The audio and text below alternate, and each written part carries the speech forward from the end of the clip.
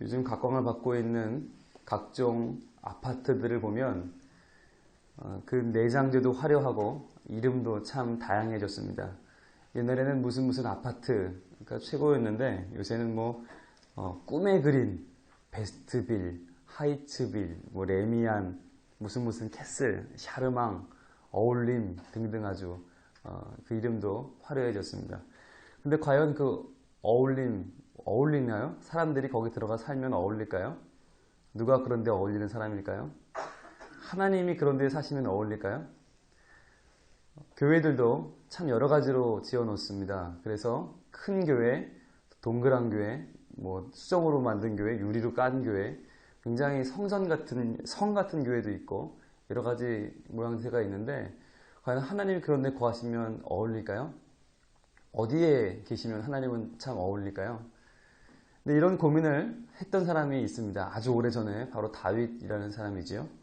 다윗이 왕위에 올라서 바로 전장인 6장에서 5장에서 왕이 됐고 6장에서 하나님의 빼앗겼던 궤를 들고 왔습니다. 그래서 궤를 가지고 오면서 그 궤를 자기의 것인 양 잘난 체하던 우사라는 사람이 자기 마음대로 그 궤를 잡았다가 베레스 우사 되고 맙니다. 여기서 우사라고 하는 것은 사람의 이름이기도 하지만 힘을 나타내는 일반 명사입니다. 하나님은 우사를 치셨지만 또한 힘을 치셨습니다. 하나님의 궤를 자기 것인 양 자랑하고자 하는 한 사람 우사를 치심으로 하나님의 궤를 소유하고 우상화하려는 우리 자신의 모든 세력을 하나님은 쳐버리셨습니다.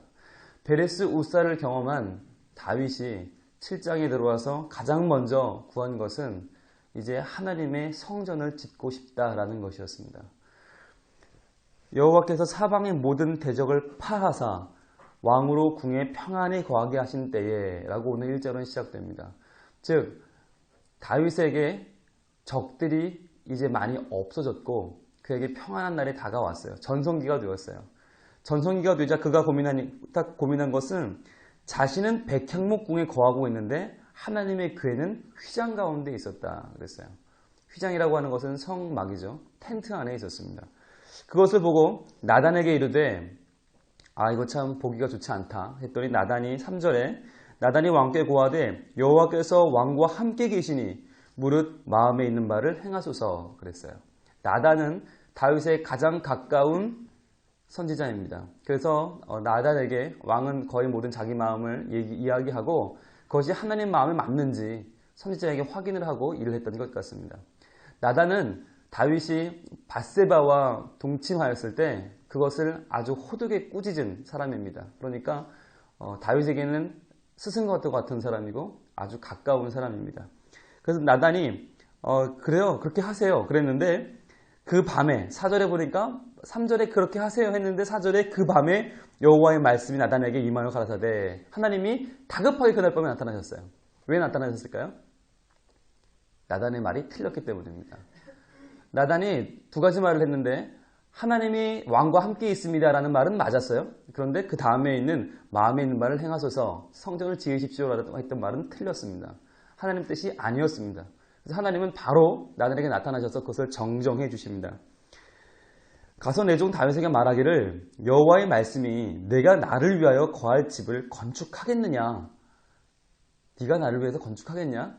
즉 건축하지 말아라 라고 하는 하나님의 뜻을 알려주십니다. 우리가 모두 아는 것처럼 하나님은 다윗이 성전을 지으려고 했던 그 의도는 받으셨지만 성전을 짓지 못하게 하셨습니다. 그런데 중요한 것은 그 이유입니다. 많은 사람들이 그 이유에 대해서 다윗은 피를 많이 흘렸기 때문에 그는 성전을 지을 수 없었다라고 알고 있습니다. 그런데 과연 그럴까요? 오늘 본문을 잘 읽어보시면 그렇게 이어집니다. 6절부터 보시면 내가 이스라엘 자손을 애굽에서 인도하여 내던 날부터 오늘날까지 집에 거하지 아니하고 장막과 회막에 거하며 행하였었나니 무릇 이스라엘 자손으로 더불어 행하는 곳에서 내가 내 백성 이스라엘을 먹이라고 명한 이스라엘 어느 지파에게 내가 말하기를 너희가 어찌하여 나를 위하여 백향목집을 건축하지 아니하였느냐고 말하였느냐 라고 말씀하세요. 오늘 본문을 아무리 많이 읽어도 거듭하여 읽어도 네가 피를 흘렸기 때문에 라고 말씀하시지 않습니다. 하나님은 그 성전을 지으려고 하는 사람의 자격을 논하지 아니하시고 하나님 자신의 의도를 먼저 말씀하십니다. 하나님은 애굽에서 인도해 내던 그날부터 오늘날까지 집에 거하지 아니하고 장막과 회막에 계셨습니다. 이 말은 뭐냐면 집 한 고정된 장소에 머물면서 너희가 내게 찾아와라 라고 말씀하지 아니하시고 장막과 회막, 즉 텐트에 옮겨 다니시면서 하나님의 백성들 사이에 운행하셨던 것입니다. 하나님은 백성과 같이 움직이고 백성이 앉으면 같이 앉고 일어나면 같이 일어나면서 그들의 삶 가운데 계셨습니다. 하나님은 한 자리에 머물어서 자리를 지키고 앉아있지 않았습니다. 오늘날로 말하면 하나님은 예배당에 계신 분이 아닙니다. 하나님은 예배당 꼭대기 어디 가만히 웅크리고 계시다가 우리가 주일날 교회 와서 또는 새벽에 예배 드리러 오면 호로로 내려오셔서 왔니? 하시다가 우리가 끝나면 다시 호로로 올라가는 분이 아닙니다. 만약 그런 분이라면 교회는 거룩하지만 교회 밖을 나가서는 아무도 거룩하지 않습니다. 하나님은 교회만 계시기 때문입니다. 그러나 하나님은 교회에만 계신 분이 아니고 성전에만 계신 분이 아니라 성전과 회막, 즉 백성들이 있는 곳 어디든지 함께 하시면서 그들을 지키시기 원하신다는 것입니다. 그래서 하나님께서는 야, 내가 백향목 집인들 거기 있으면 내가 어울리겠냐? 아니다. 내가 어울리는 장소는 너희들, 백성들 사이에 있는 것이 나는 더 좋다라고 말씀하시는 거예요. 그래서 짓지 말아라고 하시는 겁니다. 그러면 우리가 알고 있는 그 지식은 뭡니까? 왜 우리는 다윗은 피를 많이 흘려서라고 알고 있습니까? 거기에 대해서 말씀 한 것만 보겠습니다. 역대상 22장으로 한번 가보겠습니다. 오늘 말씀을 딱 접어놓으시고 역대상 22장 뒤로 좀 가시면 있습니다. 역대상 22장 6절부터 8절까지 말씀을 볼 텐데요. 역대상 22장 6절부터 8절. 먼저 하나 아실 것은 사무엘 상하는 사무엘을 중심으로 해서 객관적으로 기술된 반면 역대상하는 다윗을 중심으로 기록되었습니다. 6절부터 보시면 다윗이 그 아들 솔로몬을 불러 이스라엘 하나님 여호와를 위하여 전을 건축하기를 부탁하여 이르되 내 아들아 나는 내 하나님 여호와의 이름을 위하여 전을 건축할 마음이 있었으나 그 다음이 중요합니다. 여호와의 말씀이 내게 임하여 이르시되 너는 피를 심히 많이 흘렸고 크게 전쟁하였느니라. 내가 내 앞에서 땅에 피를 많이 흘렸은즉 내 이름을 위하여 전을 건축하지 못하리라. 자, 분명히 여기 나와 있어요. 네가 피를 많이 흘려서 그렇다. 그런데 이것은 누구의 말이죠? 다윗의 말입니다. 다윗의 판단입니다. 하나님은 오늘 본문인 사무엘하 7장과 역대상 17장에 두 번 바로 똑같은 본문을 기록하고 계십니다. 그런데 이 본문은 마치 베낀 것처럼 똑같습니다. 하나님은 역대상 17장에서도 반복하여 말씀하시기를 나는 집에 거하지 않고 장막과 회막에 너희들 가운데 거하겠다라고 말씀하셨습니다. 다윗에게 한 번도 하나님은 네가 피를 많이 흘렸기 때문이라고 말씀하지 않습니다. 그러면 왜 다윗은 이렇게 말하는 것입니까? 다윗은 오해를 했습니다.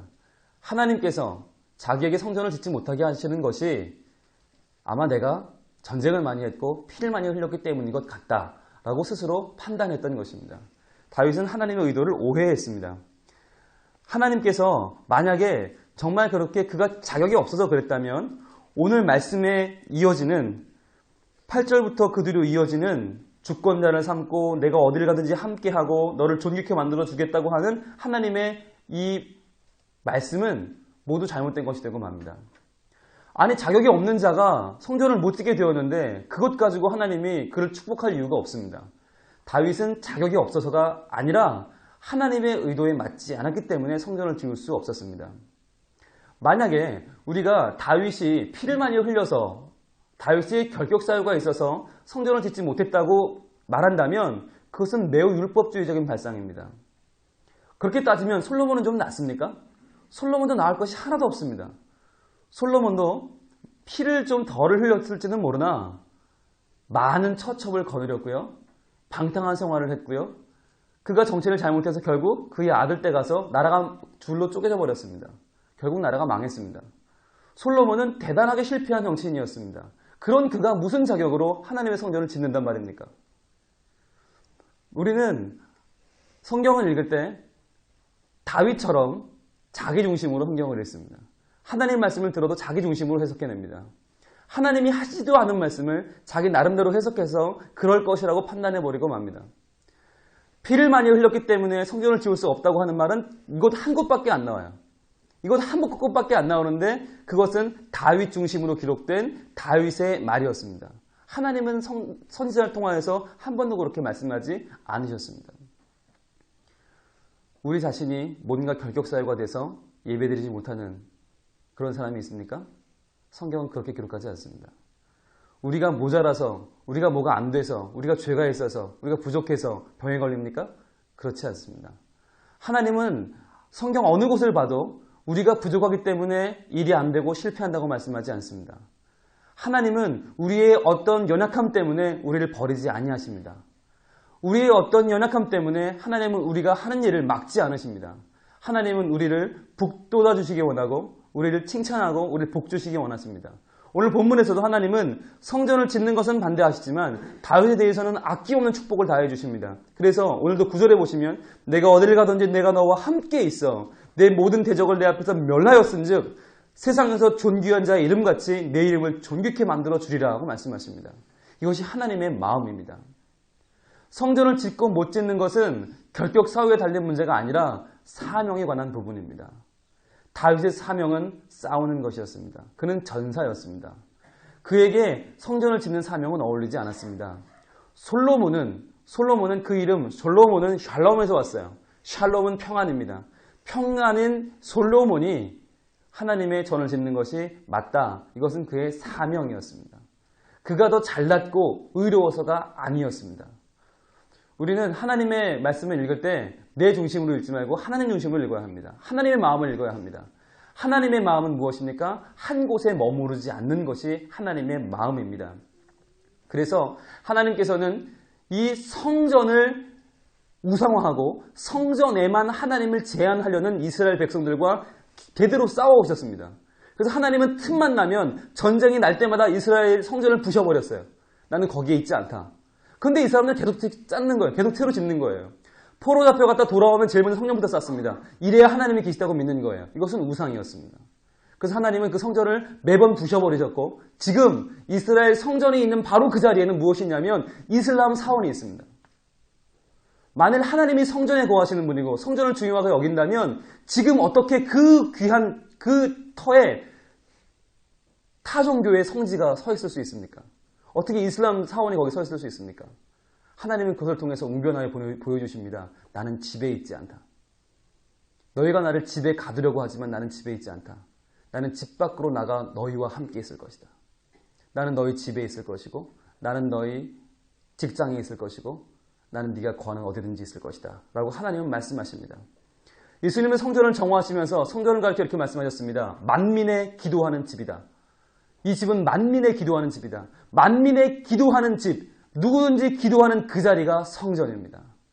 하나님을 믿는 사람이 하나님을 부르짖는 그 자리가 곧 성전이라고 하는 것입니다.